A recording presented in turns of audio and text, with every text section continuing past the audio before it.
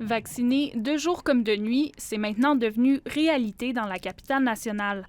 En 8 heures, les 950 doses disponibles du vaccin d'AstraZeneca ont trouvé preneur. C'était plus facile pour moi, puis je ne voulais pas être dans le monde. Je me lève à 4 heures normalement, fait que ça me dérange pas. J'aime mieux y aller le matin que le soir, parce que je me couche de bonne heure.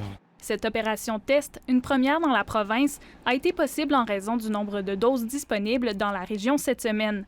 Un exemple que devraient suivre d'autres CIS et CIUS lorsqu'ils auront accès à plus de doses, selon cette experte. Toutes les mesures qui vont permettre d'accélérer la vaccination et d'améliorer l'accessibilité à la vaccination sont d'excellentes mesures. De l'autre côté du fleuve, dans Chaudière-Appalaches, l'engouement semble moins important.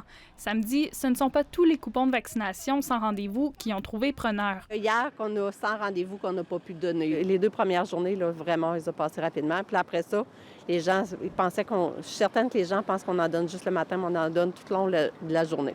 Le CIS invite donc la population à tenter sa chance, peu importe l'heure. Présentement, là, je suis rendue à donner des rendez-vous pour 17h25. D'ailleurs, en début d'après-midi dimanche, il restait un peu plus d'une centaine de coupons à distribuer à Lévis. Des places étaient aussi disponibles au centre de vaccination de Saint-Georges en Beauce. Hier, c'était peut-être un petit peu plus tranquille, mais aujourd'hui, là, on a vraiment un beau roulement. Il y a beaucoup de gens qui viennent. Moi, je vois la différence. Là. On a regardé les nouvelles, puis on dit qu'à Lévis, il y avait de la place en masse. Fait qu'elle saute dans le pick-up. Ce matin, j'y pensais, puis je me suis dit, c'est le temps, là. D'ici le milieu de la semaine, le CIUS de la capitale nationale estime que le tiers des 55-60 ans de la région pourrait avoir reçu leur première dose.